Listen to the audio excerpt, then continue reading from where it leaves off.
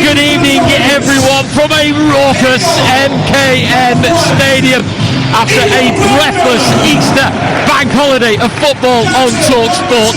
Settle yourselves in for fifth versus first in the EFL Championship. After 25 years toiling in the shadows of their past, dropping to the third tier, an ownership that took them to the edge of extinction, took them to Northampton and Birmingham to play their home games. But where there was life in Coventry City, there was hope. The King's ownership lifting the dark clouds above the Ricoh Arena, revealing blue skies for the Sky Blues. His appointment to Frank Lampard has seen Coventry tear up the division, outscoring their league on their way to what seems like promotion. They are now just 2 wins away from a Premier League return. Frank Lampard, a Premier League great, looks set to deliver a return to the big league for Coventry. These days, sky blue is the colour and promotion is the game. Hull City stand in their way of the first of the win double that Lampard desires. Hull have promotion in their sights as well. They continue to dream. They're in the playoffs in 5th position, a 4-point advantage over Southampton in 7th. We have brought you breathless championship action throughout the bank holiday weekend, and it will look set to continue with the top scorers in the division against the third top scorers in the division. This will not end goalless. Let's look at the team for Hull, the home side. 5 changes from a Good Friday draw at Oxford. Ivor Pandor returns in goal after being on the bench a few days ago. He was away on international duty and rested. That means that Dylan Phillips moves back to his regular spot as the goalkeeping substitute. Elsewhere for Hull, John Egan, Toby Collier, Amir Hadzimatovic and Liam Miller come in. For Collier, his first start since joining on loan in January. They are replacing Charlie Hughes, John Lundstrom, Mo Balumi and Kyle Joseph. They are all on the substitute bench. But for Hull, Pandor is the goalkeeper, a back four of Brame, Ajaye, Egan and Coyle. Collier is alongside Hadzimatovic in midfield with Gelhard Crooks and Miller behind McBurney up front. There are 4 alterations for the leaders Coventry. Joel Latabodiere returns, he's in for the injured Bobby Thomas. Victor Torp, Ephraim Mason Clark and Haji Wright also come into the starting 11. That sees Josh Eccles on his birthday, Romain Esse and Ellis Sims all move to the bench. Rushworth is the goalkeeper. It is a defence of Van Ivik, Kitching, Latabodiere and De Silva. In front of them will be Grimes and Onyeka. Then it will be Sakamoto, Torp and Mason Clark. Behind Wright, their leading scorer, 17 goals this season. We've had fireworks on the side of the pitch. We've had a light show, and Mickey, that probably sums up the weekend of football we have had on TalkSport. It has been fireworks, it has been light shows, and we're hoping for a bit more of the same tonight. Well, John, if this game is anything like the atmosphere building up towards kick-off, it is going to be electric. And if it sounds like the announcer just 2 seconds ago, it is going to be very, very loud in this stadium throughout the whole of the game. But 2 really attacking sides in front of us, and I can't wait to get everything stuck into this game, because it's going to be an absolute cracker. There's battles on the pitch. The battle off the pitch was me trying to beat the PA announcer. He was at full throttle. We are underway here at the MKM Stadium. The dark skies have now landed upon us after it was a bright blue skies that met us when we arrived here a few hours ago.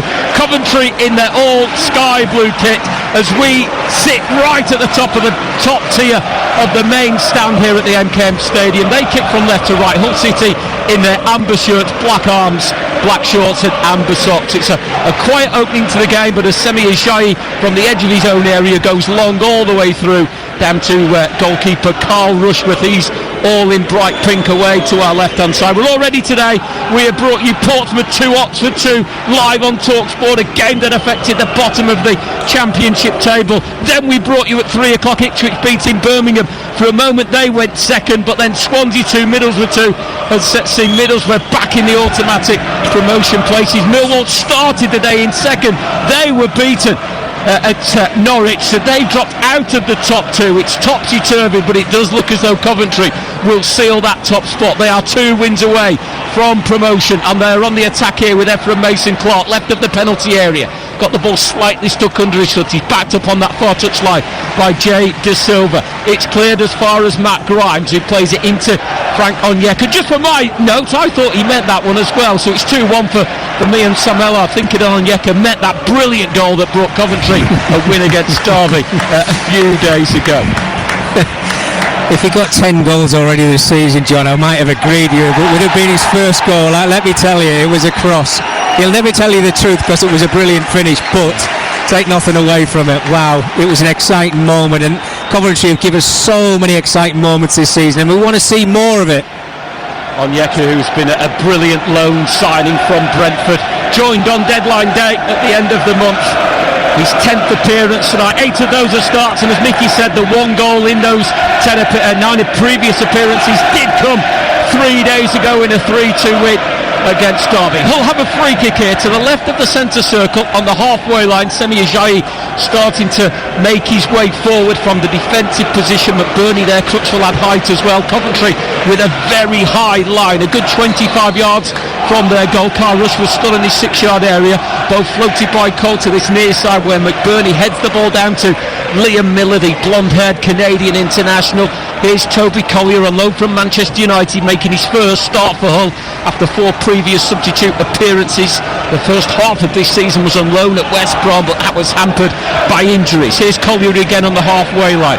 Ball down to the left-hand side where Egan will get Miller away on the byline, coming into the penalty area, just delayed his cross, wanted it on his right foot, and it was blocked by Coventry right back Milan van Ijbeek, and it will be the first corner of the contest. 3.5 minutes in, Hull 0, Coventry 0. Well, what a bright start to the game. I think everything that we expected is to be end-to-end, open football, but 2 quality sides who want to get the ball into those wide areas. Initially, Coventry had the first bite at the cherry, but now it's Hull. Liam Miller looking really lively down this left-hand side. Hadzimatovic will take the corner short across the byline into Collier, comes back to Hadzimatovic, comes to the edge of the area, will be teed up for a shot that was taken initially by Cody Drame, the right back who was inside the D, but it was a shot that was blocked by Torp, and it's away on the far side for a Hull throw. 4 minutes gone, Hull 0, Coventry 0, live on TalkSport. Just wonder whether Cody Drama could have actually taken that shot on first time. It was good build-up play, well-worked corner, played out to the edge of the 18-yard area, but as it came back to him, not a player who gets a lot of goals, John. Just wonder if somebody, a striker maybe, would have just took that on first time. Brilliant skill from Miller, releases Louis Coyle down the left and into the penalty area, plenty to pull it back to. It went through the legs of a Coventry player, but Crush couldn't get his shot in. Comes out to Drame, the right back again who had a shot a moment ago, has driven that one over the bar. 2 big chances for Hull. They've fallen to the wrong player. Yeah, they have, and again, I'm loving the fullbacks are just wanting to get forward, which is excellent from both teams. But Louis Cole, a lovely little give and go down this left-hand side, gets a bit of good fortune. He's tenacious, gets to the byline. Can he use his left foot, the outside of his right foot? I know that's his stronger foot, but he's got to try and pick somebody out. Just be patient. Well, listen to the crowd. Because of the bright start to the game, everybody is at it in this stadium. A reminder at the top of the Championship, Coventry lead 83 points. They are 5 points away from clinching promotion. With their superior goal difference, 4 will be enough. Ipswich in second place, only on goal difference. Second, third and fourth place, all on 72 points. Ipswich second, Middlesbrough third, Millwall fourth. And then the playoff picture could be anybody's. Tuesday night we've got live coverage of Wrexham in 6th versus Southampton in 7th. That's live on TalkSport 2. A game you can hear live here. In fact, Tuesday night, perfect night to download the TalkSport app, because we'll also have live coverage of the Champions League game. Arsenal going to Sporting Lisbon. Wrexham and Southampton on TalkSport 2. Sporting Lisbon against Arsenal on TalkSport. Download the app, swipe left and right between the two. A great week of football coming up over on the TalkSport channels 1 and 2. 6.5 minutes gone here. Hull 0, Coventry 0. There's 5th place Hull, a 4-point advantage inside the playoff places. Coventry, top of the pile, I mean, brilliant form. 8 wins from their last 9, just 1 defeat in their last 10. That was at home to Southampton. That game you can hear on Tuesday live from Wrexham on TalkSport 2. A hush in the air as Coventry have a throw that Van Ijwijk will take just in front of Frank Lampard. He's got a good record against Hull as a player and as a manager. As a manager, he's played 7-1-5, drawn 2. Representing Derby, Chelsea and Coventry. As a player, didn't lose to Hull, played 6-1-4, drawn 2, scored 2 goals here, 1 for Chelsea, 1 in his brief spell with Manchester City, hoping to keep that unbeaten run going against the Humberside side. Here's Carl Rushworth on a season-long loan from Brighton, the 24-year-old Yorkshire-born goalkeeper. 3 clean sheets in his last 5. He plays that one short to Joel Atabodiere, puts his foot on the ball 25 yards from his goal, weighs up the options, left-footed, it's drifted out to the far side. Jada Silva can't keep that one in play, off the top of the head of the Coventry defender, out for a Hull throw. Hull 0, Coventry 0. Yeah, just a little bit sloppy with his ball out there, wasn't he, Carl Rushworth? You know he's an outstanding goalkeeper, and I think he's ready-made to start playing in the Premier League on a regular basis, isn't he, John? He's got cultured left foot, but we know he makes some wonderful saves as well, like he has done all season. This day is not a day that Coventry City supporters will like to remember. It's been a long time since they've won a game, certainly away from home. Was it 32 years or something? So hopefully Frank and his players don't know that. It's one of those weird things, isn't it? Because so many years have passed, so many players have represented Coventry, but 32 years since they've won an away game on Easter Monday. Liam Miller's cross headed clear from the penalty spot. There's 2 Hull players in offside positions as it drifted back into the penalty area. Drops out for a goal kick. It's Hull 0, Coventry 0, live on TalkSport. 8 minutes gone. Do you know what? They've started really brightly, the home side, Hull City. They're getting into very good areas. When they get around the edge of that 18-yard area, they're not frightened to take the shots on. Crooks, I think, in this situation was it who got his strike away. Yes, he didn't hit the target, but the way they're moving the ball, they're not giving Coventry a split second. Yes, they are when they're at the back. They're playing it out from the back, Coventry. That might suit them, but the forward players have not had the chance to get into the game. It's been all about Hull City. You can hear the crowd. They're being the 12th man, and they're going to need them. We've said how this can't be a 0-0. We've got the highest scorers in Coventry against the 3rd highest scorers in Hull. But when these 2 sides met on the opening day of the season, yes, it was Coventry 0, Hull 0. The 2 sides from there on in very rarely fail to score, and Hull in particular love to concede. Hull have conceded 16 goals in their last 6 home games. They've scored 11 in the process. There's been 3 3-1 games here in the last 4 games at the MKM Stadium. They beat Sheffield Wednesday 3-1, but they've lost games against Queen's Park Rangers and Millwall here by 3 goals to 1. It can't end 0-0. It is absolutely impossible. But then they just throw a silly little performance in, don't they, like they did against West Bromwich Albion, which just comes out of nowhere. And you wonder why that is. Do they make too many changes at times? You know, is there no stability with the squad of players that they've got? You know, do you need to keep the same back 4 and goalkeeper? Because we know that rotates quite a bit. And sometimes players need to get to know your teammates a lot more. Sakamoto has drifted into space on the right. It's a brilliant curling ball to the far post where Ephraim Mason Clark was leaping with Semi Ajayi. It came off the head of the defender, and Coventry will have their first corner of this evening. 10 minutes in, Hull 0, Coventry 0. Well, I talked about the forward players from Coventry not quite getting into the game yet, but that's what they can bring to the table. Sakamoto on this occasion, we know he loves to chop in that left foot, whether he gets his shot away, but he's got a wonderful delivery. Just gets a little bit too much on this cross. It's a corner that will be taken on the far side. The Coventry City left, Victor Torp is over it. He raises his left arm and he delivers right-footed into the edge of the 6-yard area. Haji Wright, 17 goals this season, running onto it, but didn't make any kind of contact. It's drifted away on this near side. It will be a Hull throw. Elsewhere today, we know that Lincoln have clinched promotion. They will be in the 2nd tier of English football for the first time since 1961. Game Day Live was there today. Adrian Durham seeing the scenes as Lincoln clinched that promotion with a 2-1 win at home to Reading. Cardiff in second place drew at Peterborough, but we already know that Lincoln, they've clinched the first promotion from the EFL already, and they will be in the Championship next season. Liam Miller here for Hull, will come over the halfway line, left hand side, looks up, he's delivered the ball to the far side. Joe Gelhardt brings it down edge of the area, and Crooks overlapping. Gelhardt going himself with a left-footed thunderous shot that just goes over the bar to our left-hand side. Really bright opening for Hull City. 11 and a half minutes gone. Hull 0, Coventry 0. Sharp, precise. Liam Miller getting his head up, seeing Gelhardt. It's such a difficult ball across field, but he plays it beautifully to Joe Gelhardt, whose touch is perfect, works it onto his left foot, and let me tell you, that's not far over the top of the crossbar. Rushworth having to come and claim 14 clean sheets for Carl Rushworth, the Coventry goalkeeper, the most in the Championship this season. Joe Gelhardt, 13 goals this season, joint top in terms of league goals with Ollie McBurney.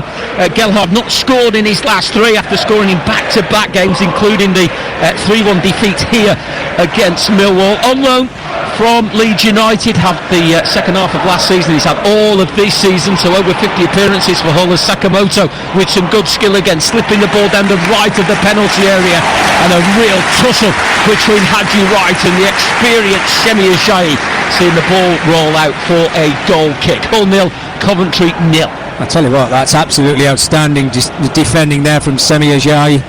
Wonderful when you've got somebody like Haji Wright. Yes, you start to panic a little bit. You think, has he got the run on me? Well, no. He shielded him. He knew what he needed to do with the ball. He just parried it out of play, took the sting right out of the game.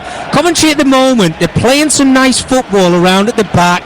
Yes, they're looking for the wide players. Sakamoto looks really lively on this right hand side, but that final ball, I'm sure it needs to just improve a little bit.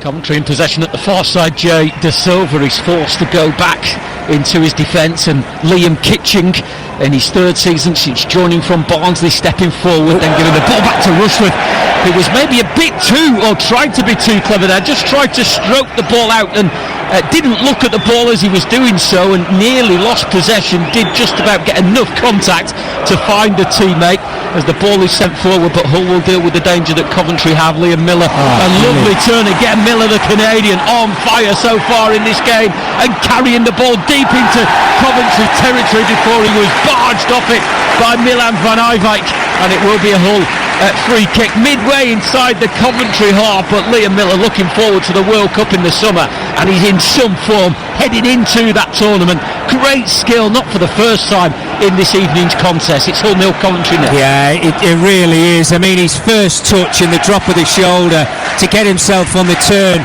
was absolutely outstanding from his own half. He's made up 60-65 yards, and you can hear the appreciation from his home crowd there as well, taking on 2 or 3 players, and now they get the opportunity from the free kick just to whip that ball into that Coventry area. Players have gathered across the 18-yard line and inside the D. 2 or 3 Hull players in offside positions. The free kick will be taken on this near side by Gelhardt, who wraps his foot around it. McBurney rising his header down into the ground and will drop away to this near side with Sakamoto hoping it would go out for a throw, but 2 Hull players have descended on it. It's a Crooks cross, it's cleared to Drame, centre again just outside the D. First time right footed to this near side. Liam Miller looking to toy with Ephraim Mason-Clark, who's back on this side. Then Gelhardt delivering the ball in. Rushworth coming as he dropped it. Brilliant block by Kitching on the line. Rushworth is getting back to his feet. He felt he was fouled. I don't think he was. He came and claimed, but barged into one of his own players, did a full 360 spin and dropped it to the ground. And Liam Kitching with the most important of blocks for the league leaders, who were 5 points away from promotion. But it's Hull in 5th, who have had the better of the opening 15 minutes of this game. It remains 0-0. Well, I was just waiting for everybody to jump out of their seats and start celebrating, John, as that ball come into the box. It's probably fell to one man you didn't want it to fall to, John Egan, but he should still score. And at the other end, a shot across the face of goal from Victor Torp, as we expected, end to end, and you can't take your eyes off it. 0-0. Oh, it's brilliant, it really is. I mean, going back to that John Egan opportunity, as that ball's fell down, look, Carl Rushworth, he's a wonderful goalkeeper. He's not had the greatest of starts in this game. As that ball bounces down, it falls brilliantly for John Egan, and he just thinking, just pop it into the back of the net, left foot volley, Not quite sure which Coventry defender got across and made the challenge. It was fantastic. Moments later, they're up the other end, making an opportunity themselves. Victor Torp. Header there, back to goalkeeper Rushworth. Mickey, you'll get a sentence out soon, I'm sure you will. But it sums up what a breathless game we've got in front of us here at the MKM Stadium, live on TalkSport. Coventry, the leaders, 0, Hull City 0. Hull in 5th place, a 4-point advantage, or 5 as things stand, from 7th place Southampton. Hull in possession. Semi Ajayi, promotion winner with West Brom, former Arsenal Academy player. Here is John Egan, a promotion under his belt from Sheffield United. 2 goals for Hull this season. His last was in a 4-2 win here against Derby, the Republic of Ireland international. Crooks has won the ball back on the far side from Kitching, and he's teed the ball up here for Gelhardt, right corner of the penalty area. 1 extra touch onto his left foot, back onto his right. It's a 1-2 with Collier, didn't quite find Gelhardt with the return. Kitching was there again, and again it's Kitching as the ball is delivered in from the right side. Sakamoto looping it forward, but straight to an ambushed, and Hull can come forward again. Wave after wave of Humberside attack so far in the opening 17 minutes. Ball on the right, sorry Mickey. It's incredible, isn't it? The way that they're just attacking the game, and it's more from Hull City, I have to say. And to think they've made, 5 changes for this game as well, John, and goalkeeper to boot. To bed the players into a game like this over this busy Easter weekend, the players have bought into it. Look, I always say when you come into a stadium, sometimes you react to the way the crowd, when you come out of that tunnel, if there's a big cheer and they know you're involved in a big game, which obviously they are, they're playing against the top of the table side. They've not let anybody down. They've played some wonderful football. In my eyes, they should be in front in the game. They played some super stuff, but what a big chance from John Egan that was just moments earlier. Egan with a left-footed ball forward. McBurney looking to out-muscle Latabodier on this near side. It comes in field with a switch of play from Hadzimatovic, but there's too much on that ball. We talked about the top of the championship. We've talked about Lincoln being promoted from League One. At the bottom of the championship today, the bottom 7 all drew, so it means that Sheffield Wednesday already relegated. Oxford and Leicester are the current bottom 3. Earlier today we had Portsmouth 2, Oxford 2 live on TalkSport. Blackburn drew 0-0 with West Brom, so they remain out of that bottom 3. It's been an epic Easter weekend, just as we expected and just as we predicted.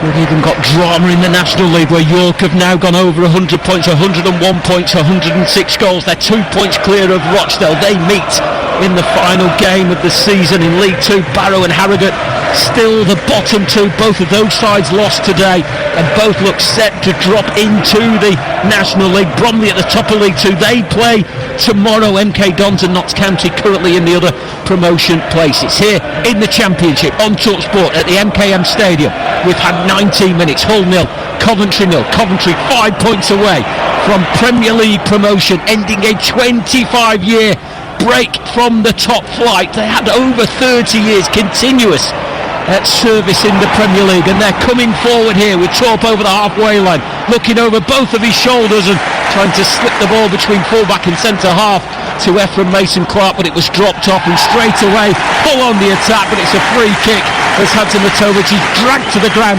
over on the far side of the field. Yeah, well, I tell you what, Hull City have done really well. They've pinned Coventry's fullbacks back in position to Silva and Van Uwijk on this right hand side. They're not able to get over the halfway line. On one occasion I think they've been able to do that, but the press from the midfield area, when everybody gets in behind the Hull midfield, they're tracking back, they're winning tackles, and I think this has been a bit of a shock start for Frank Lampard and his players. I really do. I don't think they were expecting this. You may be thinking, let's have a slow start, the boys have had a game on the Friday, let's just bet ourselves into the game, but they've come out of the traps. Full credit. 3 clean sheets in their last 4 away games for Coventry. They're lucky to have a clean sheet so far in the opening stages of this first half, as the ball is sent in from the right, cleared away by Afra Mason-Clark on the byline, only to the edge of the area. Collier touches it back in. There's a wild clearance from Afra Mason-Clark. It's looped into the air. It's a header from Egan. Rushworth has come and dropped it again, but claimed it at the second attempt. It is a shaky start for the leaders, but Hull can't capitalise. Hull nil, Coventry nil, 21 minutes gone. Yeah, they're really panicking, aren't they? Coventry at the back. Latabaudiere on this occasion just can't clear his lines. They're waiting to try and get the ball anywhere near the can. And as I'm speaking, they're just passing the ball out to play. This is so unlike Coventry from what we've seen throughout the whole of the season. I wonder where this has come from, John. The nerves are jangling, and this is what happens. Look, I've been there with sides chasing promotion. You are the best team in the division, but for some reason, something inside you saying, we're still not there, and that is the case with Coventry. Matt Crooks finding Liam Miller. He's been lively and creative on the left, but on this occasion his left-footed cross was easily intercepted by Matt Grimes just inside the box. Hull will come again, and it will be Miller again. This time his ball forward, blocked by Van Ivik, the Coventry right back. Here is the experienced Matt Grimes in the centre of that Coventry midfield. They moved it to the left-hand side, and it's Ephraim Mason-Clark finding Jay De Silva, the left-back, in an advanced position, and a ball across the 6-yard line. There was only Hadji right there, as he was too far in front of the American international. And when you are the leaders, Mickey, sometimes you just find a way of scoring. It seemed like that was going to be it there. Remains 0-0. Well, it's the best move Coventry City's of the evening so far, and it's taken them 22 minutes to get it, because they've worked it really well down the left-hand side. When Mason-Clark picks it up, you're thinking, is he going to drive into the 18-yard area? Well, no. That little ball down the line for De Silva there, and he's whipped it across that 6-yard box, just waiting for somebody to pop it into the back of the net. Normally you've got 4 or 5 Coventry City players wanting to score goals, but it had to be so cute with a ball into the box. It was a great ball, but you need somebody on the end of it. It's the voice of former England international Mickey Gray. You're listening to EFL Live on TalkSport with McDonald's order delivery on the McDonald's app from 11 a.m. 18 plus fees apply to delivery orders, subject to availability. Prices may vary. 23 minutes gone. Hull in 5th. 0. Coventry top of the pile in the Championship. 0. Coventry 5 points away from promotion. Hull, as things stand, have a 5-point gap from 7th place Southampton in action again on Tuesday evening when they go to 6th place Wrexham. That is a game you can hear live on TalkSport. Another promotion clash in the EFL next Friday. West Brom versus Millwall live on TalkSport 2. On the same night we've got West Ham against Wolves in the Premier League. Download the TalkSport app. You can switch between the two as you can on Tuesday when we've got Sporting Lisbon against Arsenal, as well as Wrexham versus Southampton in North Wales. Coventry the leaders coming forward, that the chance is snuffed out over on the far side by Cody Drame in his second season joining from Leeds, where he came through their academy. Coventry have a free kick. Onyeka was fouled over on the far side of the field, just on the halfway line. Coventry in their sky blue shirts, they've won their last 4 away games, scoring 9 in the process, only conceding 1, but Hull have certainly started the brighter here, and they've had 1 effort on the line, off the line. John Egan blocked by Liam Kitching.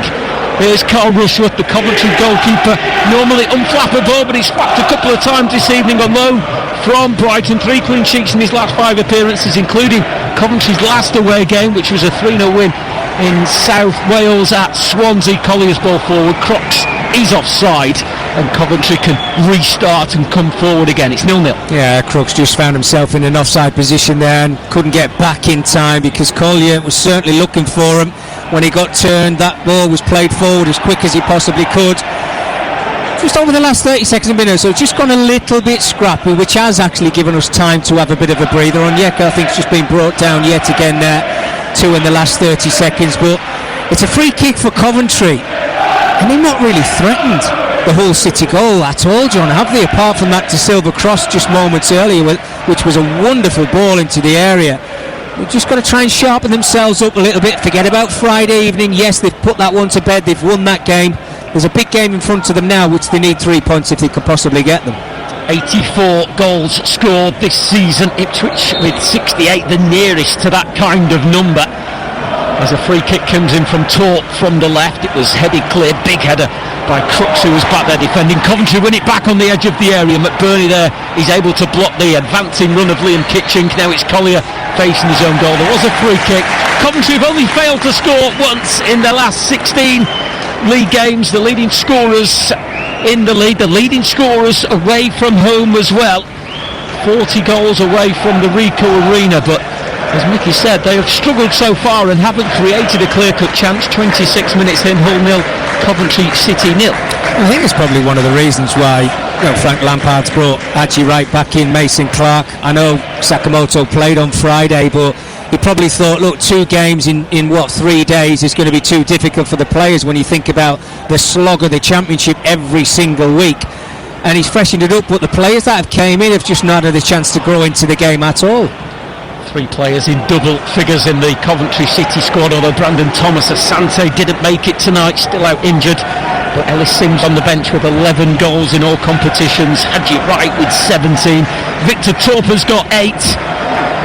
Sakamoto has got 7. There is goals all over this Coventry City side, but so far unable to break down this Hull defence. They've been shipping goals from this season. As Mickey mentioned during the build-up to the game, they've got the 5th worst defensive record in the league, yet they sit 5th in the table. I suppose you could call them the entertainers, Mickey. Hull fans might not agree, as Collier from the right of the centre circle looks to switch to play. Miller, another brilliant first touch this time.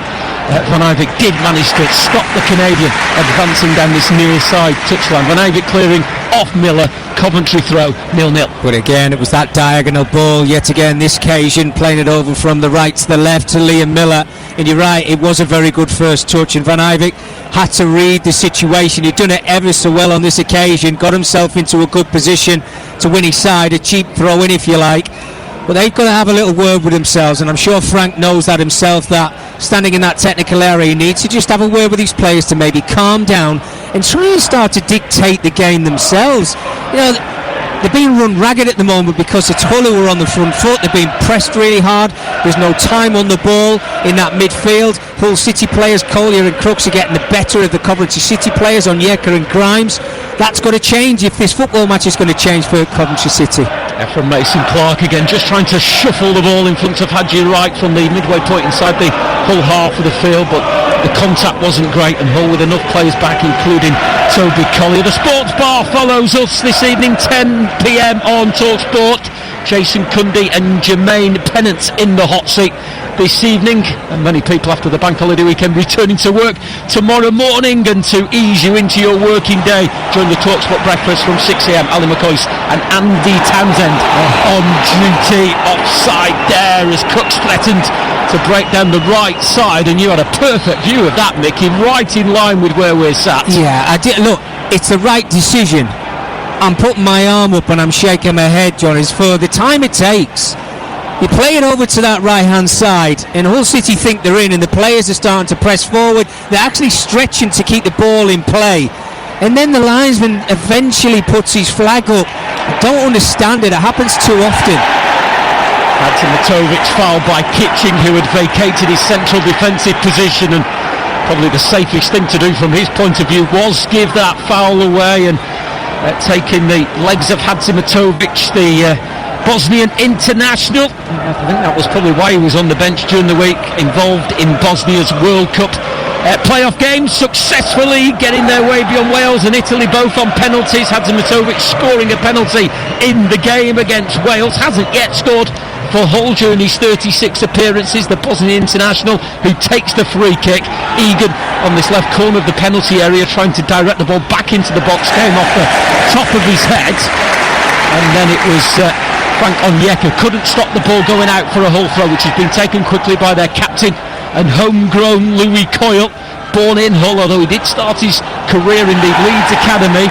Coyle looked to be fouled there, but advantage is given as Miller's first touch doesn't quite take him inside the penalty area, poked away from him by Sakamoto, and it's now with Semi Ajayi inside the centre circle as Hull look to come forward just over the half-hour mark. Hull 0, Coventry 0, live on TalkSport. Coventry 5 points away from a promotion to the Premier League to end a 25-year gap from when they were last in the top flight. But Hull sitting in 5th coming into this game, and as things stand, the 5-point advantage away from 7th place Southampton.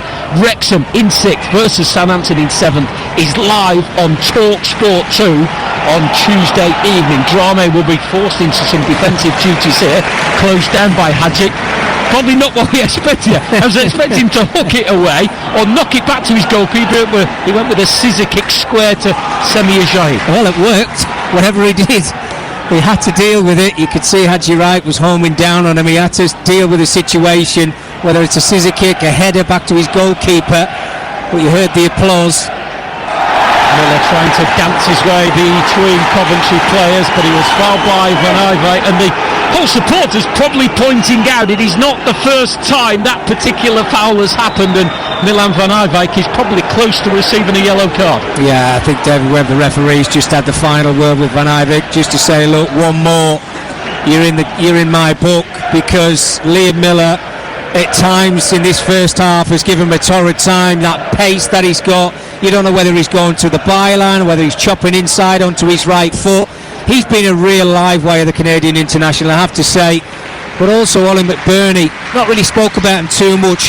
The work ethic that he puts in for his team, that I'm sure those midfield players are absolutely loving, the defending and attacking. Gelhardt's free kick, left-footed, whipped in towards the penalty spot, headed clear by Grimes, the Coventry midfielder, back out to Louis Coyle, midway inside the Coventry half, ball delivered in to the far side of the box. Liam Kitching at the minute, the ball is a magnet to mainly his head, but even his foot, and he's cleared one off the line from John Egan at spinner. An outstanding performance from the Coventry defender, who started 3 of the last 4 after being an unused substitute in the previous 5. He was an ever-present up to the end of January, but Coventry hit a bad run of form, and Kitchen seemed to suffer from that. McBurney offside in front of the Coventry fans. In fairness, those Coventry fans, despite their team struggling, it is still 0-0, but they have been in full voiceover in that far corner. Around 2,500 of them have made the trip from the East Midlands to East Yorkshire.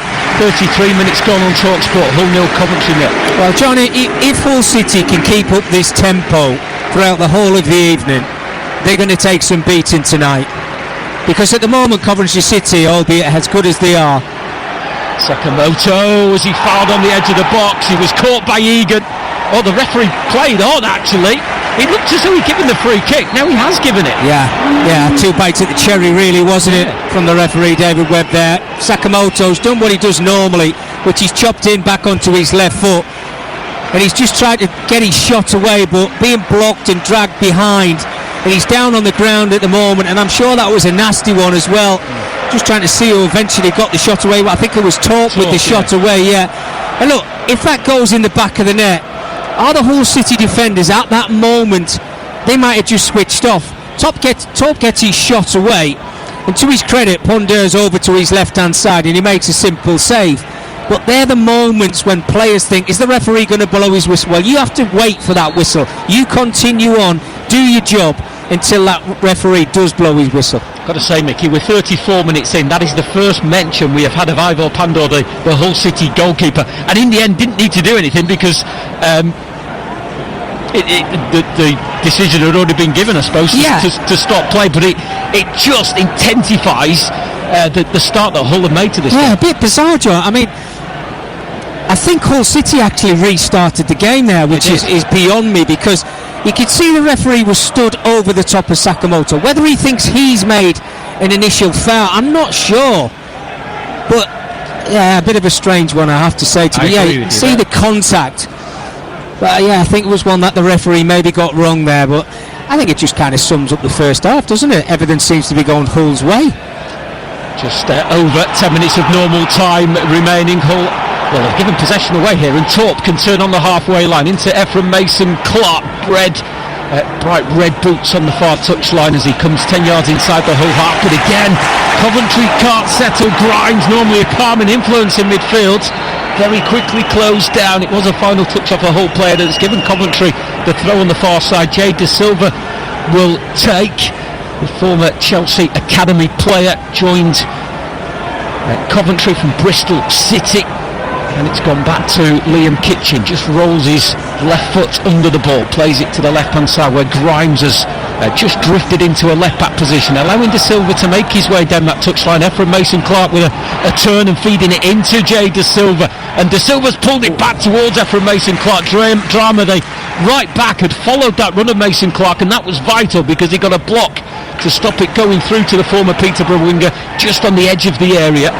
Coventry again loose in possession. Latabodier with a header forward from a strange ball back to him from Grimes. This is Grimes again, this time more effective with a short ball forward over the halfway line to De Silva, infield to Torp, and then Frank Onyeka on loan from Brentford, the Nigerian international who with his country went all the way to the semi-finals of the recent AFCON. Then during the break he's been away to play games against Iran and against Jordan. Here's Torp again, he's able to turn 25 yards from the Hull goal, left hand side, ball into Ephraim Mason-Clark, manages to drift away from one challenge and two, and it's opened up for Ephraim Mason-Clark. He's teed up Haji Wright, who was closed down quickly. His touch wasn't the best, wanted it on his stronger foot, and in doing so was closed down, but Coventry have won it back. It's De Silva, it's Haji Wright left of the penalty area, a touch to try and find Mason-Clark, but in the end it was just too intricate, and Hull have won the ball back with Collier on the right touchline, away from Jay De Silva, slows things down, plays it infield to Hadzimatovic, back to Semi Ajayi. Incisive and intricate but effective from Hull, and they're moving forward through the thirds. It's Collier into the centre circle, onto Hadzimatovic, stroking the ball out to Louis Coyle, the left back. He's showing his versatility, Louis Coyle, always a right back for Hull, but with a few injuries taking place, he's moved across to left back tonight, and Drame is the right back, but Ephraim Mason-Clark has skipped away from Drame with ease, and now he's up against Collier, and Collier sliding in to dispossess Ephraim Mason-Clark, and it remains Hull 0, Coventry 0. What a job he's done in this first half, Toby Collier, defensively helping out his back line. When he gets in the opposition's half, he just looks for the correct pass, and he doesn't just admire his pass, he wants to get into that 18-yard area. Their build-up play from back to front at times in this first 45 minutes has been superb. Coventry, yes, they're having a bit of a moment right now, a couple of minutes where they've got in behind Hull City, but they've been asked to do jobs defensively. They've done those jobs, and then they try and break, they get on the front foot. Energy levels, full credit to both sets of players. Grimes with a cross, Haji Wright got something on it. That was a big leap from the American. There's a glancing header that Sakamoto couldn't latch onto on this near side, and then Sakamoto racing back as Hull tried to break to dispossess Louis Coyle. 38 minutes gone, live on TalkSport. Hull 0, Coventry 0, Hull in 5th. Coventry top of the pile in the Championship, and they are 2 wins away from promotion to the big league. Elsewhere today we have already brought you commentary of 3 brilliant games in the Championship. Portsmouth 2, Oxford 2, a game that affected the bottom of the table. Ipswich 2, Birmingham 1, and then we brought you Swansea 2, Middlesbrough 2. It means that Coventry sit pretty at the top, and then Ipswich, Middlesbrough, Millwall all fighting out for second spot, all on 72 points. Ipswich have it for the moment at goal difference, Middlesbrough 3rd, Millwall 4th. Next Friday we bring you Millwall's trip to West Brom live on TalkSport 2, and on Saturday 3 o'clock live on TalkSport 2, Middlesbrough versus Portsmouth, a huge game that will affect both ends of the table. The bottom 3 at the minute, Sheffield Wednesday already relegated, Oxford on 41 points, Leicester on 41 points, and then Portsmouth on 42, just above that dotted line, West Brom on 45, Blackburn on 47. It is all set up for a thrilling end to the Championship season, in fact all across the EFL.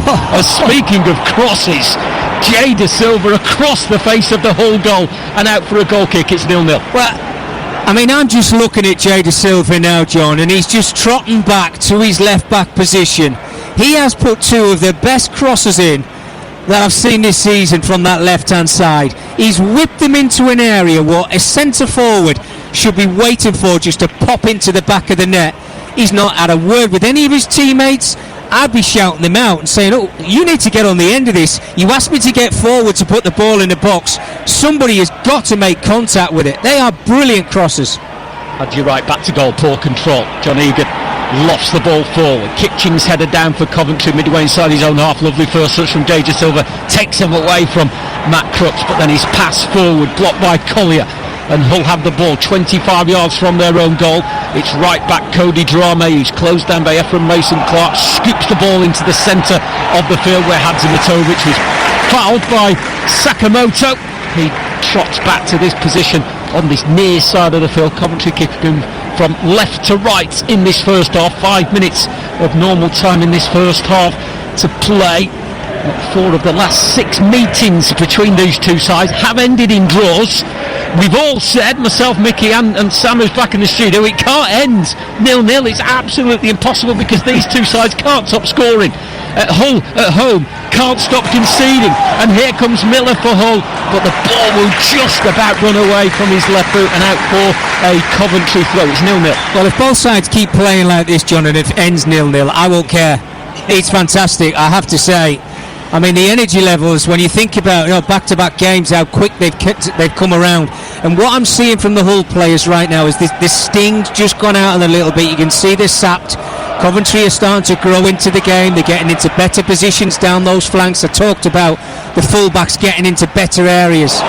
McBurney can turn left of the area. Early ball in outside of the right boot. That man Kitching there again for Coventry. Victor Torps, 25 yards from his own goal. He looked up, he didn't see an option, he's gone short to Van Ijvaak, then he has gone long, but Hadji Wright was outnumbered and outmuscled by 4 Hull players. Here's Crooks, brilliant first touch, he's approaching the penalty area, but his pass to Miller was underhit. He was almost caught in 2 minds there, Matt Crooks, the former Middlesbrough midfielder, whether to take another touch to shoot or to feed it into Miller. Big claims of handball against Ephraim Mason-Clark on the halfway line, not given, and Coventry are breaking forward down the left. It's De Silva, can Wright keep it in? He's offside even though he did. Oh, it's epic, this one, it's breathless, you can hear the noise around us, but it's Hull 0, Coventry 0. Well, take you back to the initial break from Hull City down to our left-hand side from the commentary box where we sat. And Matt Crooks has just got to take the ball with him, hasn't he? He's done really well inside of the 18-yard area. He's kind of looking for the pass. He's half not looking for the pass. And he doesn't do anything in the end, and it's easy for Coventry to clear the lines. When against Coventry pick up the ball, and Mason Clark, whether he handballs or not, you still got to react. You get yourself turned. Then somebody breaks in. I think it's Hadji Wright to the byline. He's in an offside position. And I think that's happened on a couple of occasions because he's just getting frustrated. There's no service going into him. He wants to get involved in the game. A couple of minutes of normal time to play here in this championship game on TalkSport. Hull in 5th, Coventry in 1st, 5 points away from ceiling promotion. Lincoln earlier today were promoted to the 2nd tier for the first time since 1961 following victory at Reading. At the bottom of League One, Exeter won their 2 points from safety. Rotherham, Northampton and Port Vale in the relegation zone. Port Vale played Rotherham tomorrow. That's one to keep an eye on. Elsewhere tomorrow in the Championship, we've got live commentary of Wrexham versus Southampton live on TalkSport 2.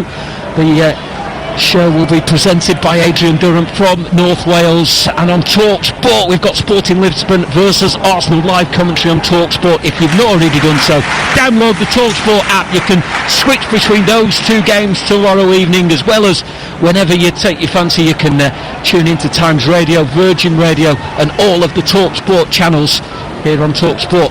Live EFL coverage. Hull 0, Coventry 0. Latabodiere for Coventry, their defender, the Jamaican international, back in the starting lineup after being rested on Good Friday after a couple of long journeys for him on international duty. Now over 30 caps for Jamaica, former England youth international. There's a foul on the far side. Ephraim Mason-Clark caught by Collier. Free kick, decent position, 25 yards from the Hull goal, away to the left-hand side, and a chance for the big defenders to go forward, including Latabodiere and Liam Kitching. Yeah, great opportunity here. Again, it's Toby Collier, and at times, I said he's tracking back and he's helping out defensively, but he just lunges in on the odd occasion, which has given Coventry that little bit of a breather, and it gives them that chance to put the ball back into the area at Coventry. And I think it's Matt Grimes who's going to whip it in. We know he's got a wonderful left foot, and this would be the perfect time to score a goal before that half-time whistle. We've got 60 seconds of added time at the end of the half as Grimes whips in a corner and the goalkeeper came, but it was taken away from him by the captain, Louis Coyle. Fortunately, no danger, no damage done for Hull. It's gone away for a corner, so the pressure will persist, but a real mix-up between Pandor and Coyle. Well, what a ball into the area. Just touched on Matt Grimes. He's got a wonderful left foot. His technique's great. And Louis Coyle is a lucky boy because he doesn't know what's behind him there. He just glances that header and that could have dropped easily into the Hull City goal. Potential for a short corner here on the right for Coventry. Sakamoto over the ball by the corner flag, but Victor Torpy stood 9 yards away from him on this near side touchline. It is laid up to Torpu, right footed, curls one in to the edge of the area. Grimes with a shot, bouncing twice and through a crowd of players, but Ivor Pandor holds out in arms. He knew it was going wide, and there's a rapturous applause from the Hull City supporters around the MKM Stadium. Even though it is goalless at the break, their side, the team in 5th, the team with a 5-point gap away from Southampton in 7th, as things stand, have certainly had the better of this first half against the league leaders Coventry, who know 5 points from their remaining games will seal promotion to the Premier League. But it's been a brilliant start for the home side and Hull City. Cody Drame with 2 efforts from range. The best effort came for John Egan after Carl Rushworth, the Coventry goalkeeper, spilled a cross that came in, eventually worked its way to Egan. It was Kitching on the line. Kitching has been a magnet to the ball throughout that first half, able to block it for Coventry, the leading scorers in the league, but very few chances created. A couple of wicked balls in from Jay De Silva, but nobody in attacking positions to take advantage, meaning at half time at the MKM Stadium it is Hull 0, Coventry 0. Thank you, Sam. Coventry back on the field. Jack Radoni was going through plenty of warm-ups during the break, but no sign yet of a player that certainly seems to be Premier League ready. Returned from injury on the bench on Good Friday, scored 2 goals. He did say Frank Lampard had asked him before the game, could you give me half an hour? He said, I'll give you more, I'll give you whatever you need me to. But he gave him 2 goals in half an hour. I am convinced we will see him at some stage in the second half, although all 3 of us were convinced that this game wouldn't be 0-0, and it is as we get underway in the second half, as Matt Crooks for Hull sends in a right-footed cross from the right. Van Ivik taking a touch with his chest before hooking it clear. As we get a close-up of Jack Radoni on the bench, has just got his kit and then his training top on over the top of that, so seems closer maybe to seeing him at the break. There's a close-up as well of Frank Lampard from an incident in the first half. He just kept repeating, relax, and probably easier said than done, Mickey Craig, to then do that when you're in the midst of the battle. Absolutely, yeah. And sometimes you've got to kind of game what pace the game's been played at. And look, there's been no let-up since we've come out in the second half, but it's Hull again on the front foot, and Crooks got in behind that back line of Coventry. That's been worrying all night, I have to say. The 2 fullbacks are pushing on, and it's easy for Hull to get in behind. Crooks, he actually put a half-decent ball into the area looking for one of his teammates. Better quality, and somebody who wants to get on the end of it, hopefully. Here a Hull again, Cody Drame, who skipped away from Ephraim Mason-Clarkson, a ball into the edge of the 6-yard area where Jay De Silva was there to make a block. Wasn't convincing, but it was certainly effective as Coventry get the ball clear. But as it was in the first half, Hull have started on the front foot, and Coventry have been forced further and further back to the edge of their 18-yard area. 90 seconds of the second half gone. Hull 0, Coventry 0. Hull starting the evening in 5th position, and as things stand, a 5-point gap from Southampton in 7th. Coventry top of the tree, 5 points away from promotion. You would argue 4 would be enough. Such is their goal difference, so far superior against anyone else in this league. But after a couple of minutes of the second half, still 0. And a reminder as well, Mickey, just what Hull have done this season. They stayed up last season on goal difference, and they're dreaming of the Premier League again. It's incredible, isn't it? And that's recruitment, bringing in the right players, having the right coach in charge, and saying to the players, look, I demand, this is what I want from you. Oh my God. By the way, Toby Collier has been fantastic. He's just shuffled his way out of 3 Coventry players in a really tight area.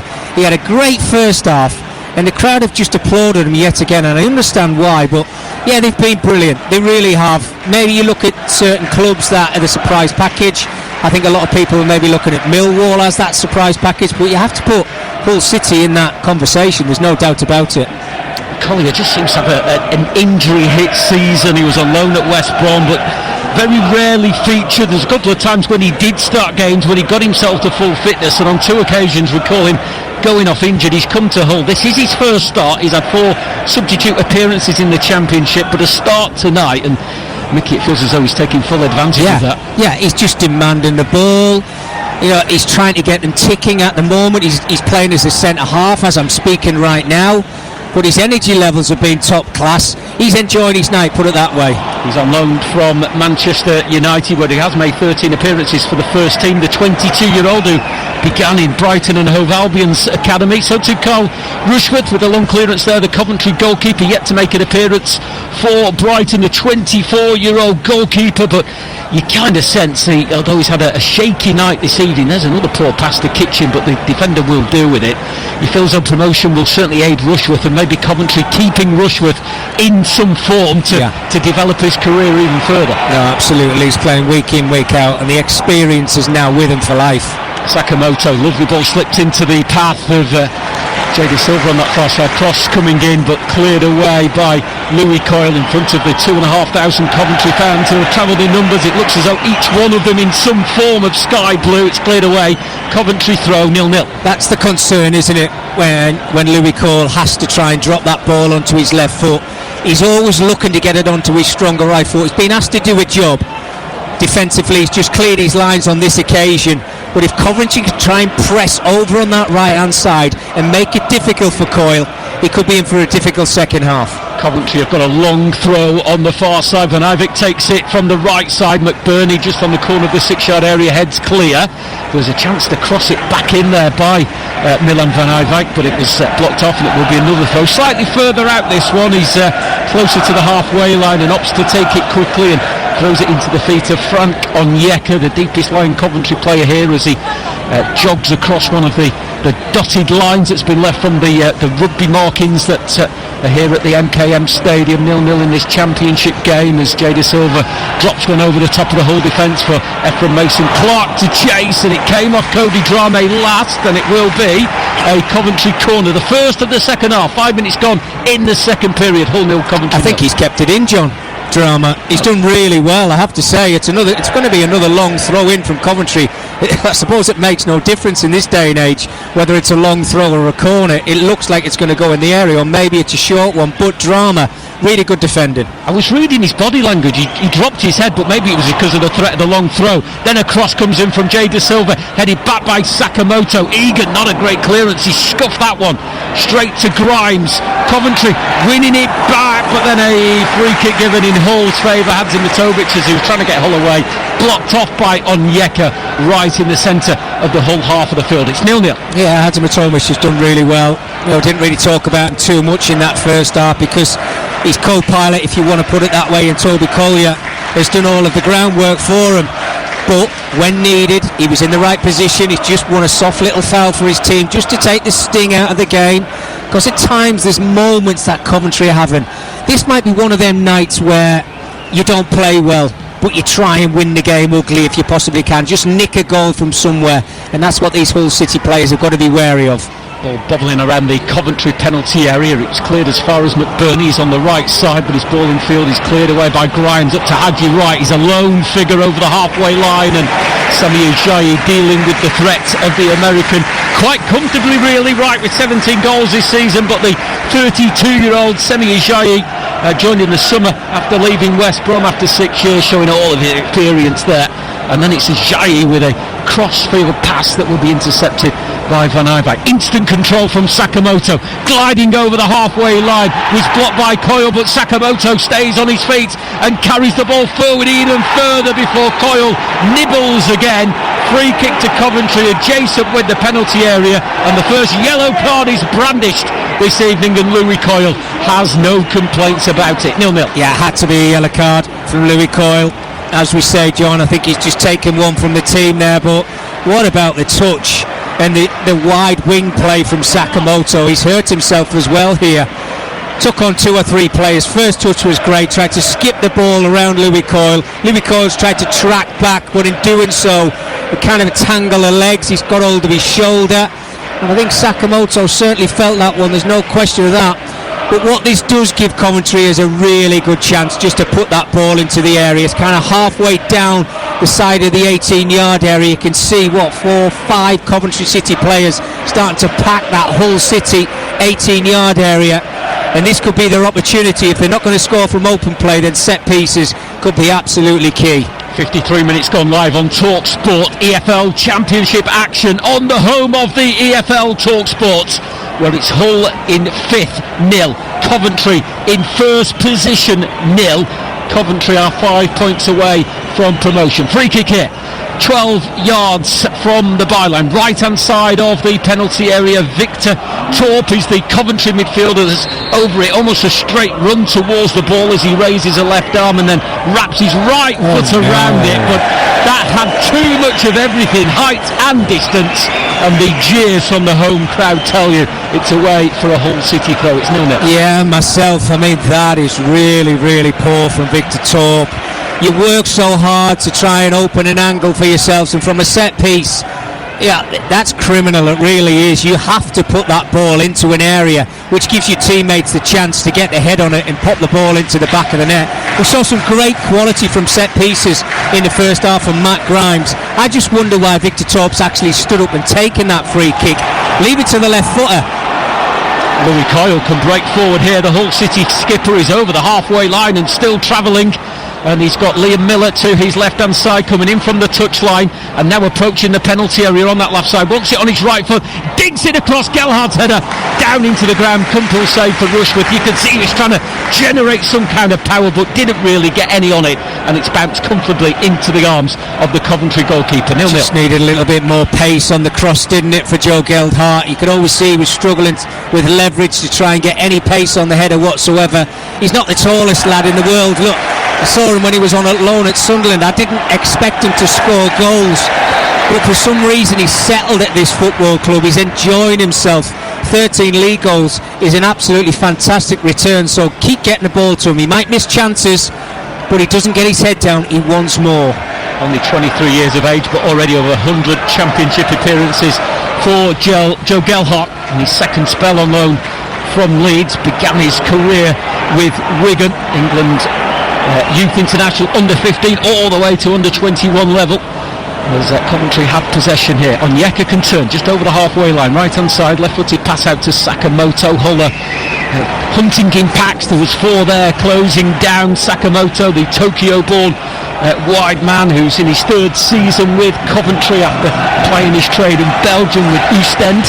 Back to Rushworth, who takes a touch onto his right foot and driven it low over the halfway line. That was nearly another error from the usually reliable Carl Rushworth, the Coventry on-loan goalkeeper, the most clean sheets in the Championship this season. But that was another poor piece of play, and maybe those end-of-season nerves just starting to get in the Coventry players. Coventry top of the pile, 5 points away from promotion. Hull City in 5th, as things stand 5 points clear of Southampton in 7th. Tuesday night, tomorrow night, Wrexham in 6th against Southampton in 2nd. A point between them, a place between them. That is live on TalkSport 2 tomorrow evening, and on TalkSport tomorrow night we've got Champions League quarter-final first leg, Sporting versus Arsenal. And Wednesday night we've got PSG versus Liverpool, another first leg quarter-final tie. Thursday night it's all about the Europa League, with Aston Villa and Nottingham Forest in action. Here's Miller, a cross that is gathered by Carl Rushworth. 57 minutes gone, Hull 0, Coventry 0. Well, the break's that quick. If you blink, you miss it. It's right to left. Hull City winning the ball. Liam Miller bundles of pace down that left-hand side. He was waiting for the overlap and run from Louis Coyle. Didn't eventually give him the ball. Tried to cross the ball himself, just looking for one of his teammates. But this is nerve jangling for Coventry. It really is. You know, they're probably thinking to themselves, get the points on the board. Let's just get them as quick as we possibly can. But you've still got to work at it, John. You've got to keep playing and performing like you have done throughout the whole of the season. Don't try and change too many things. Tonight, they're second best, as I said before. Possession-wise, yes, very similar. But you've got to play. They're not getting the forward players involved. Hadji right. It's just been muscled out of this game by Sonny Ajayi. He's been outstanding, by the way, the Hull City centre-half. they've got to get those forward players involved. Sakamoto's look lively, haven't really got Mason Clark involved in the game as of yet, but take nothing away from the home team. Approached the game in the right manner, and they've not let up. They've been brilliant. Approaching the hour mark here on TalkSport. Hull 0, Coventry 0. Hull the third leading scorers in the Championship. Coventry the leading scorers in the Championship with 84 goals. Unbelievable that this is still goalless, as Gelhardt with a chance to make hay down the right side. The flag is raised. He was offside. The other reason why I can't see this being a draw, 7 draws Hull have had this season. Only Sheffield United with 6 have drawn less. Coventry have only drawn 8. I'm clinging on to this, Mickey. It can't be drawn. It just can't be. Well, the incredible thing is, and I know we touched on it in the first half, that Easter Monday results for Coventry is just, it's incredible, isn't it? I mean, to go that long, is there something behind it? Is it a place where you don't go to celebrate Easter on a Sunday and a Monday, stay away from Coventry? But from what we've seen so far, there's something quite bizarre, and as I'm speaking to you there, I think Sergei Yarikovic, the Hull manager, has been shown a yellow card. Didn't agree with Gelhardt being offside. That record that Mickey mentioned, 32 years since Coventry City last won an away game on Easter Monday. They have only won 1 of 20 on Easter Monday, home or away. That was 2021 where they beat Bristol City in a home game. But away from home, 32 years since they last won a game on Easter Monday. Considering they've had a couple of promotions in that time as well. I mean, who finds these things? Fair play to them in the first place, but it gets us talking about it. But that is a long time, it really is, for a club like Coventry City. Only 1 win in their last 8 visits to the MKM Stadium as well. That was 1 win in 8 against Hull, home or away. That was last season, the home win, 2-1 at the Ricoh Arena, as the ball comes in from the right, just over Hadji, and Ephraim Mason Clark was lining up a right-footed volley. Drame may have just got something on that before it met the right boot of Ephraim Mason Clark, but he didn't catch it cleanly. And now a chance to break. Hatimotovic was racing clear. He had his arm pulled back by Matt Grimes. He was midway inside the half that Hull are attacking. There were enough covering defenders, in my opinion, Mickey Gray. I think yellow would be fair. What was your view? Yeah, I agree with you. It's... you can see Hull City on the break, and you can hear the sound in the stadium now of all the supporters, but you're right, there's players around them that are going to help him out here, and I think you're completely right. It should be a yellow card, and it is a yellow card for Matt Grimes, but he knew exactly what he was doing. There's no question of that, and I think that just boils down to a little bit of frustration from Matt Grimes. His team are not performing, they know they're second best. Hull City are in the ascendancy in this game, and he's just tugged on the shirt, and it was the right call. A yellow card is spot on. Took one for the team, as Louis Coyle did, so it's the 2 captains are the only players to be shown the yellow card so far. Free kick for Hull, 15 yards inside the Coventry half of the field, just slightly right of centre. Players gathering across the 18-yard line, far side. 61 minutes gone on TalkSport. The Sports Bar with Jason Cundy and Jermaine Pennant follows us at 10 p.m. this evening here in the EFL. It's Hull 0, Coventry 0. Free kick drifted in, headed clear to the edge of the area. Coyle thought about the shot. He's moved it to the left corner of the box to Liam Miller, who delivers it back to Coyle. Coyle delivers a big high ball into the box. McBurney's header caught by Rushworth. 62 gone. Hull 0, Coventry 0. Yeah, not a bad effort there from Matt Burney again. You know, he had to leave that header himself, but he was brave enough to try and put himself in there. And Hull coming forward again. Is that a foul on the edge of the area? Referee says no. Collier and McBurney trying to play a 1-2. Collier driving Lampard-like from a deep midfield position. No free kick given. And now Coventry, in a breathless game, look to come forward. They've rarely threatened. Hull have had the bigger chances, and Sakamoto has given possession away. He's tried to win it back and has done. And now Grimes driving forward for Coventry. He's got a run on the right side of Van Eyck. Will he get there? He stayed in play. Mistake by a Hull defender, gifting the ball back to Van Eyck. His cross cleared. It was Coyle, the captain, arm raised in the air. Apology to everyone inside the stadium. Coventry throw, it's still 0-0. Well, how lucky is Louis Coyle there? It was Matt Grimes who played the through ball, and Louis Coyle's tried to shield the ball out of play. You can't do that in a situation. When you're inside of your own 18-yard area, you've just got to clear your lines. If you don't clear your lines, you're going to find yourself in trouble. He is a lucky boy, and Hull City are very lucky. Milan van Ijwijk will take a long throw on the far side, 20 yards from the Hull goal, a diagonal run and a throw that's towards the penalty area. Semir Shahi with a big leap and a big header to the halfway line. Onyeka is there for Coventry. Grimes is facing his own goal and he plays it back to Carl Rushworth, and Coventry are going to make a couple of changes, and no surprise that we can see Jack Redoni stretching his legs and getting ready to make an entrance, as he did on Good Friday, to score 2 goals. That'll be a foul. Collier dragged to the ground by Victor Torp midway inside the Hull half of the field. 63 and a half minutes gone. Hull 0, Coventry 0. Well, Toby Collier's not rushing back to his feet. He probably needs a bit of a breather, doesn't he? Because he's just touched every blade of grass. He really has, whether he's helping out his teammates defensively or in an opposition's final third. But you talk about those substitutions, and I think this is a good move from Frank Lampard, John. I really do. He needed to bring on somebody with the experience and the hold-up qualities that Ella Sims has got, because, you know, he's been involved in the games and the way the game's going. Coventry are trying to play football, but somebody needs to get hold of that ball in those forward positions. And as we mentioned there before, Redoni, he had to come on, get him as many minutes as you possibly can, get him back up to 100% fitness, and you can see the position he's taken up already is just in behind Sims.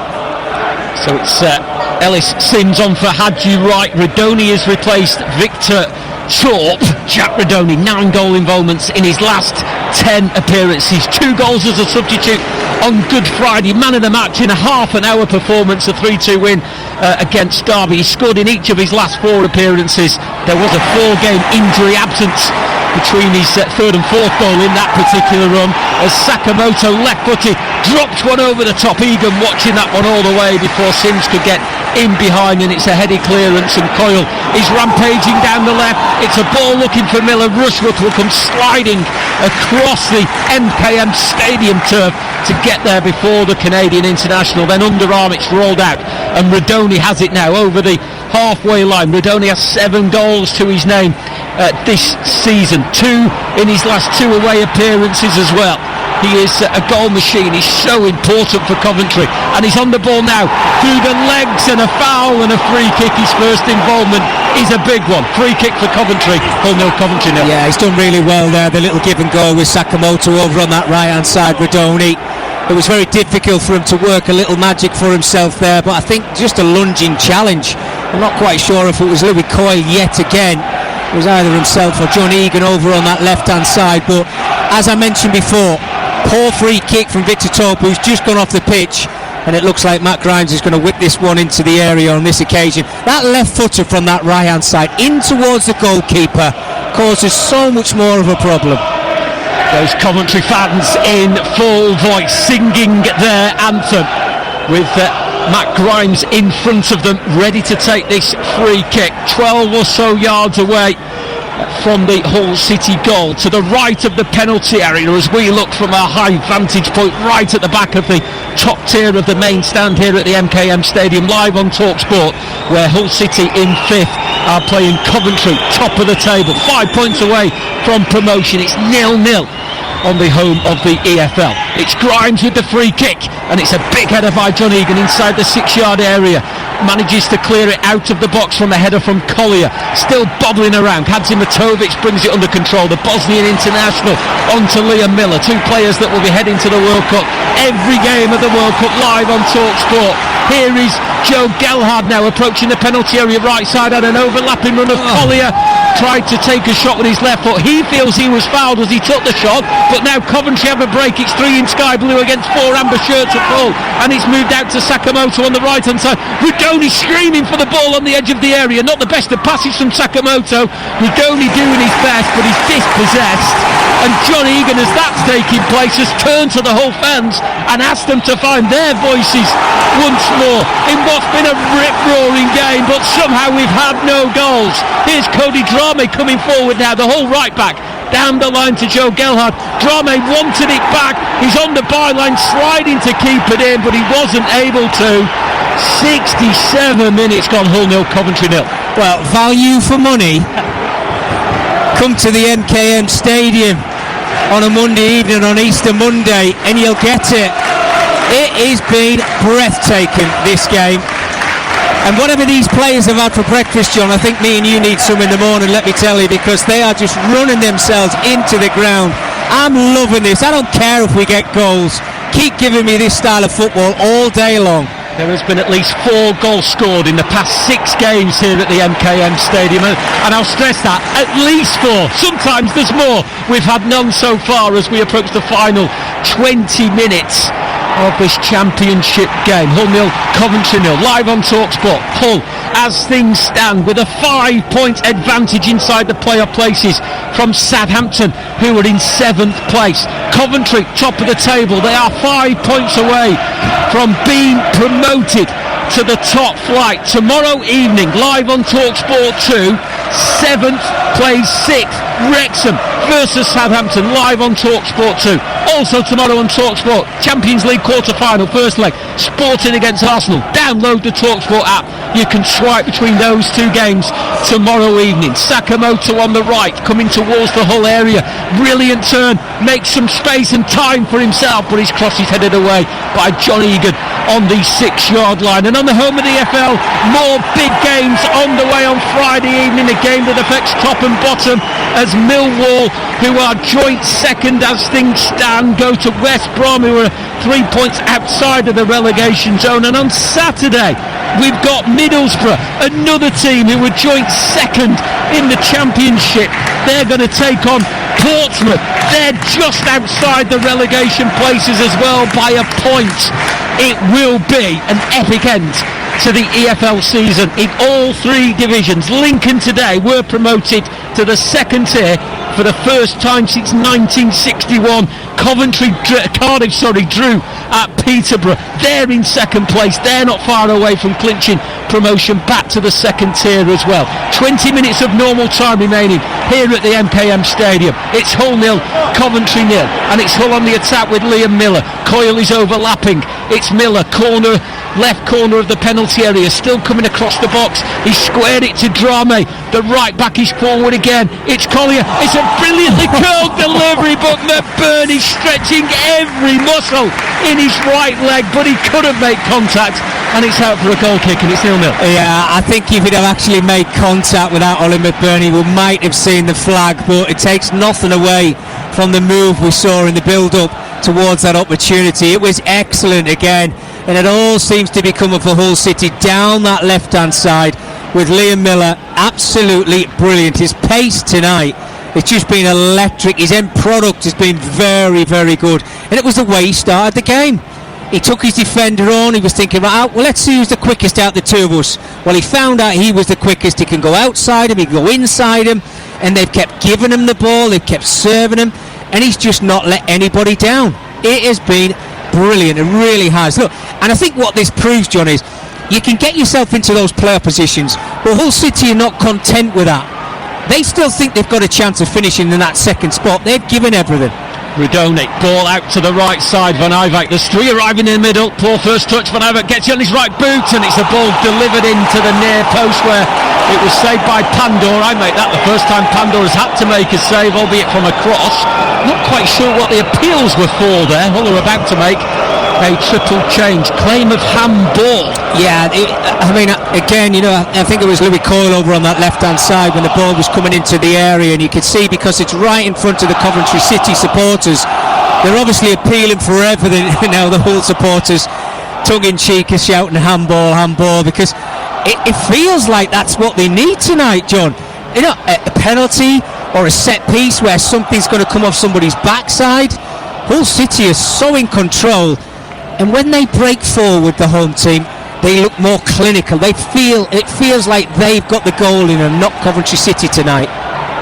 As things stand on 67 points, Ipswich, Middlesbrough and Millwall all on 72 points as they vie for 2nd position in the Championship table. And I suppose, Mickey, just going off what you said there, Hull will be frustrated that they have been consistently inconsistent at times. Their last 9 games, they've won 4, they've lost 4, and they've drawn 1, and that's going to be the key Hull hopefully will make the playoffs. They certainly have the driving seat to do that, but they could have been in there with Millwall, Middlesbrough and Ipswich for second position. Yeah, exactly. And look, Rame out to Miller, but for a first touch he was in and clear down the left of the box. It is Miller, it's a right-footed shot deflected by Onyeka. It will be a Hull City corner. 73 gone, Hull 0 Coventry. Yeah, it was a tired shot, wasn't it, from Liam Miller? You could see every ounce of his energy. He was just trying to get that whipped into the top corner, but again it's that quick break, and for once in the build-up his first touch just let him down. Hasn't happened very often. I don't know if he's one of the players that are going to be coming off now. I think he is actually. What a performance. He's been outstanding from the first whistle until leaving the field now, Liam Miller. He's been such a threat down that left-hand side, and they're going to miss him in the final 18, 17 minutes of this game. There's no question of that, but they need to freshen it up. Those 2 back-to-back games, they come round quick, and the players just can't keep going. On come for Hull, Mo Balumi, Lewis Kumas and John Ludstrom replacing Liam Miller, Joe Gelhardt and Toby Collier. Lewis Kumas has 3 goals for Hull since joining on loan from Liverpool. 2 of those have come with late goals from the bench. Corner whipped inside the 6-yard area. Coventry will scramble it clear. Ellis Sims with a touch, but he's going to gift it back into Hull possession. It's Drame inside the centre circle, right-footed, fizzing the ball out to Balumi. Where's number 10 for Hull on this near side? An overlapping run from Crooks. He's kept it in play by the corner flag, then he stood on the ball, and awkwardly it's gone behind, and it will be a Coventry throw right in the right corner down to our right-hand side here at the MK Stadium. 74.5 minutes gone.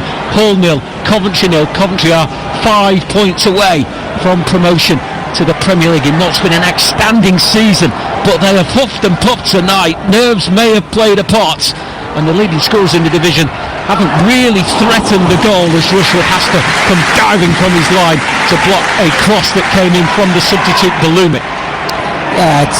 It's sometimes making those changes, well, John, you know, does it upset the flow of the game as well? But if you're a substitute and you've been watching that football match, what we've been witnessing so far in front of us, as a player you're thinking, how can I actually jump up to the standards of what I've seen so far, the energy levels, the quality? Well, you've got to just get onto that pitch and make sure that your first touch is precise. The first thing you do, make sure it's sharp, and then everybody else will just buy into you coming onto the pitch, make the difference, and that's what the 3 Hull City players will be trying to do right now. Lundstrup, a turn and a crossfield ball towards Kumas. It needed Milan Van Eyck to make a diving header. The ball was almost on the ground as he made contact, but he knew that Kumas was lurking behind him. Kumas, who's had previous Championship loans with Stoke at the first half of this season with Birmingham. He scored on his Hull debut as a late substitute. It was his first touch in a Hull shirt in a 1-0 win at Blackburn, and he scored here as a substitute in a 4-2 home win against Derby. That was his last home game. Here's Onyeka, right of the centre circle, just inside his own half. A touch out to Ridoni, who's in a right back position as he takes the touch and gives it back to the unknown Brentford midfielder. Now it's Sakamoto. Ridoni takes it from Sakamoto. Lovely ball into Sims, right of the area, scoops the ball over the bar from the right of the box. It was nicely stepped into by Ridoni. Needed the strength of Sims to try and turn and hold off Semi Ajayi, but his shot was well off target. 0-0. And you know who was there defending? Semi Ajayi yet again, just shuffling Ellis Sims away from the goal and making sure he panicked when he got his shot away, which is exactly what happened.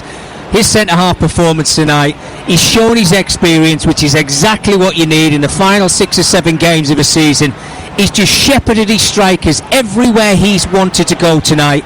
He's just pushed them into angles where they don't want to go, whether it was Sims, who's just been on the pitch for 5 or 10 minutes, or whether it was Hadji Wright, and you just want him to see out the game performing like that. I said before, stay switched on. Don't be that player that makes the mistake, because this performance deserves points.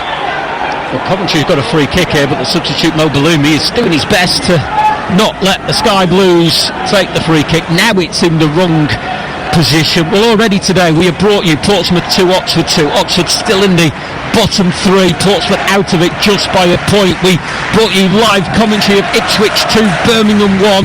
Ipswich joint second, well they are second but on the same points as Middlesbrough and Millwall, who are in 3rd and 4th position respectively. We brought you commentary of Swansea drawing with Middlesbrough. That's why Middlesbrough are in 3rd, but only on goal difference from Ipswich. Tomorrow night we bring you Wrexham and Southampton. That is 6th versus 7 live on TalkSport 2, 8 o'clock kickoff. Friday night, West Brom, who are only a few points out of the relegation places, up against Millwall. That is on Friday evening live on TalkSport 2. Millwall on 72 points, the same number of points as Middlesbrough and Ipswich, who sit above them. The 3 of them all vying for that second spot. Saturday we bring you the 3rd of that trio, 3 o'clock kickoff live on TalkSport 2. Middlesbrough against Portsmouth, so that's a game that affects both ends of the table, as does West Brom and Millwall.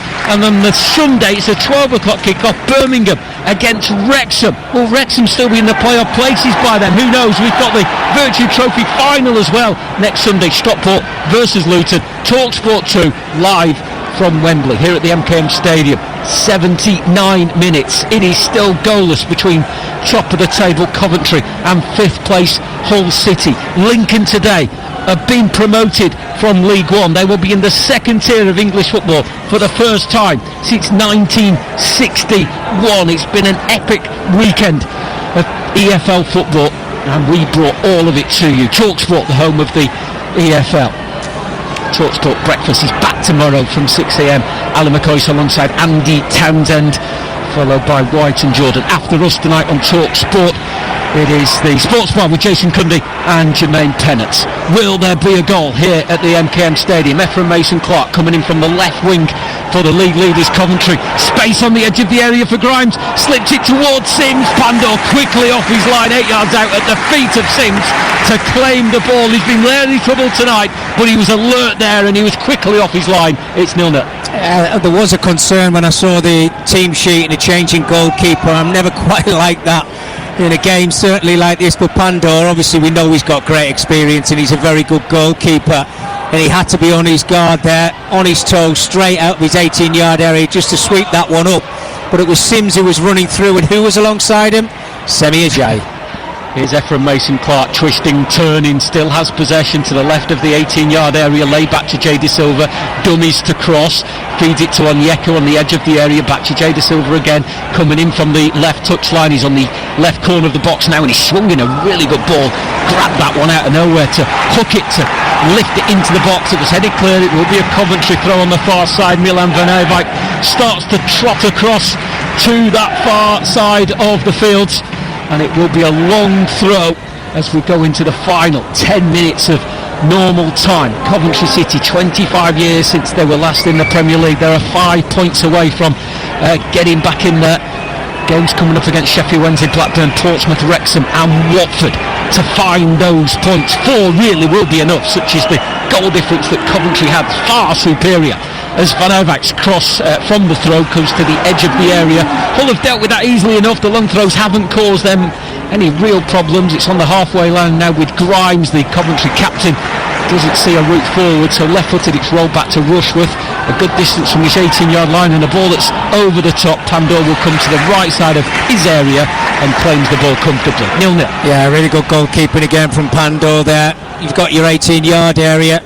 Use every single inch of it if you need to. He just shuffled over to his right hand side there just to take the pressure off for his back line yet again. But Coventry have got to start trying to come up with some answers. I bet there's not many times, John, just have a look at the stats. 1 shot on target for Coventry tonight. They've had 6 overall. I can't count them, I can't remember all 6, I have to say, but the 1 chance that they've had, and that's all down to the way that not just the defenders from Hull City, you bring your goalkeeper into that, your midfielders, and even your forward players. I touched on McBurney, the work rate and work ethic that he's brought to the team tonight for Hull City. You defend as a team and you attack as a team. Hull are going to make themselves another change here. Cal Joseph, another player that started the draw at Oxford 3 days ago, is coming on, and Matt Crooks He's going to lead the field over in the far corner. Now Joseph coming on. I was just saying Matt Crooks looks absolutely shattered, but he kind of always looks like that. He just has that tired look about him. Yeah, he does. He's got that kind of languid run about him, hasn't he? You know, his arms dropped by his sides. His hands are like tucked into the, you know, the Under Armour shirt thing that he's got on. But there's no doubt in his talent. Crossing from the far side for Hull as that was taken quickly, headed away by Matt Grimes. John Egan winning it back and has managed to force it to Louis Coyle. Left-footed cross to the edge of the area. Joseph for the first touch. He's got his back to goal, so he feeds it to Drame, who does make room. It's on his weaker left foot, but still took a swing at it, but it's lifted over the bar and into the supporters behind that goal. 83 gone, Hull 0, Coventry 0. Never quite got set, did he, Drame, in that situation? I think he was wanting to try and get his shot away with his right foot. He had to chop it onto that left foot, and you could see he was winding it up. There was a little bobble in front of him as well, but still full-back, still getting forward in the 83rd minute of the game. Only one goal in over 50 appearances for Hull for Cody Drame. That was in October 2024 in a 3-1 win at Queen's Park Rangers. Header there from Latabodier has landed at the feet of Hadzi Matovic, just inside the half that Coventry are defending. 0-0 here on Talk Sport, approaching the final 6 minutes of normal time. Two teams who haven't stopped scoring all season, but at the minute they're going to replicate the scoreline when they met on the opening day of the season. It was 0-0 at the Ricoh Arena. It will be for Coventry. They've only failed to score once in their last 16 games. They've scored 84 goals in the Championship this season. They've only lost 5 away from home. Only Millwall with 4 have lost less. And certainly the minute aren't losing this one, but they certainly came here brimming with confidence after winning 8 of their previous 9 games. If it does stay 0-0, they'll have only lost 1 of their last 11 games. As Kitching has the ball for Coventry in a left-back position, a ball that's clipped up towards Ellis Sims, the Coventry substitute striker. It's a touch and a clearance by John Egan away and over the technical areas, and a throw for Coventry just inside their own half of the field as we approach the final 5 minutes of the game. Live on TalkSport, Coventry 0, Hull 0. We haven't really spoke too much about Frank Lampard tonight, but I think if you asked the question before the Easter weekend, would you take 4 points? I think you'd have snapped your hands off. I really did. Onyeka, it was won back by Ephraim Mason-Clark, and Onyeka with a chance to stride forward. He's played it to the right, Van Ivik. He's got 5 in the middle in sky blue, but it was an awful cross. It was low and off the back of John Ludstrom, but Coventry and Van Ivik will have a chance to send in a long throw from the right-hand side. See the centre-halves, John, as well. This is a short throw in, but they didn't want to go forward on this occasion. We're getting to that point of the game where maybe they don't want to take too many risks. Here's Mason-Clark back to goal, the former Peterborough winger on this near side, able to try and turn up against Drame. Now McBurney, the central striker, is back there defending. McBurney is adamant that that's a Hull throw, and the referee's assistant and the referee, who's closer to it, agrees. Not mentioned the referee this evening, which always is a good sign. David Webb is the referee, and the fact was not mentioned it, Mickey, suggests he's done everything pretty much right. Isn't it brilliant though when a referee referees a game and lets the game flow as much as he possibly can? Because there's been challenges at time where, you know, he's pulled it back on occasions. I remember Sakamoto in the first half when he got brought down, he let the play go on, and it just keeps the flow of the game, and it helps the supporters because they want to see free-flowing football, and it's been excellent to see. And what happens is you get a great atmosphere in the stadium. Two sides really going at it, and he's refereed the game very, very well tonight. The Coventry, it's their supporters chanting, "We are top of the league." They are. They'll have to, if it stays like this, they will be 4 points away from promotion. 2001 when they were relegated from the Premier League, Hull still had promotion dreams there in 5th. They've got a 4-point gap away from Southampton in 7th place. 2017 when Hull were relegated from the top flight. Tomorrow night we have 6th versus 7th live on TalkSport 2. Wrexham versus Southampton, a point in the place between them. Also tonight on tomorrow night on TalkSport, Sporting versus Arsenal, quarter-final first leg of the Champions League, live on TalkSport. Download the TalkSport app. You can swipe between the 2 games, and the following evening, Wednesday evening, live on TalkSport, we've got PSG versus Liverpool live on TalkSport. Here is a run by Baloumi, the substitute, and he's approaching the area and he's in it left-footed. It's a bit greedy from the Algerian. He apologises, but it was too late. In the end, it was a weak shot and it was comfortable for Carl Rushworth. Yeah, it was. It was the wrong decision from Baloumi there. Ollie McBurney's done really well to keep the ball in play. Here is De Silva. Now Ephraim Mason-Clark, well, he thought about unleashing a shot from a distance there. He squared it to Onyeka. It's out to the right side. Jack Redoni, chief creator, chief goal scorer for Coventry in recent weeks. It's a left-footed scooped cross, but it's high and wide. Sims was close, but not close enough. It will be a goal kick. We've got 2 minutes of normal time remaining. Hull 0, Coventry 0. It's amazing sometimes, isn't it? Before we came to the MKM tonight, we knew that this was going to be a tough game, and we expected goals. And I've mentioned a couple of occasions, I don't really care if we get any tonight. It's been a brilliant game of football. But having a look at Hull City's home record, John, you wonder if they can perform like this, how they've lost 7 games at home. And what is it? I think they've lost 2 of the last 6. When you think they can perform like this, the changes they can make as well. I know they've had injuries in the past as well. You've got to take that into consideration. But this is a side in front of them. I've seen a lot of Championship football this season. These sides are quality sides, and let's take nothing away from Coventry. We know they're a wonderful footballing team. It hasn't been their best night tonight, but no doubt they've played their part. Well, Hull have conceded 32 goals here at the MKM Stadium. Only Sheffield Wednesday with 41 have conceded more, but both sides at the minute have a clean sheet. And Coventry have themselves a corner. Jay De Silva's cross from the byline deflected away, and now the central defenders will go forward. Last minute of the game, or last minute of normal time, Hull 0, Coventry 0. Well, this will be cruel. Coventry with a corner which they've taken short. Don't think they deserve to score, but when you're at the top of the table, these are the things that fall for you. They're having a little moment right now. They've got to keep putting pressure inside that Hull City box as much as they possibly can. Redoni looks like he's going to whip this second corner into the area, and there's 6 Coventry City outfield players just waiting to be the match winner. Lots of movements inside the penalty area. Jack Redoni with an out-swinging corner. 2 players have gone to the deck, 1 from each side. Hull have dealt with the danger, and now Lewis Kunatz looking to create danger of his own as he sprints over the halfway line, left-hand side. He's got 2 joining him in this attack. He's gone on the outside. It's a cross that kicks him running towards his own goal. Will outstretch a left boot and bring it under control, but then that's a brilliant touch from Sakamoto. I was about to say the pass will go out of play, but Sakamoto had lost possession. We're into 4 minutes of injury time at the end of this thrilling game. Rushworth comes for the cross, punches it down into the ground. Onyeka hooks it clear from the penalty spot, and now Redoni has it but couldn't get it under his spell, fell behind him. Hull have played the ball back to goalkeeper Ivar Pandor. The Croatian unleashes a ball forward to the right side, and Hull will come forward again. It's set with Joseph. It's a ball in. It's too high for McBurney, out for a goal kick, and it remains 0-0 against Hull in 5th and Coventry in top on TalkSport, the home of the EFL. What a game. It's just brilliant. Look, one thing, I bet Kyle Joseph would love that cross into the area one more time.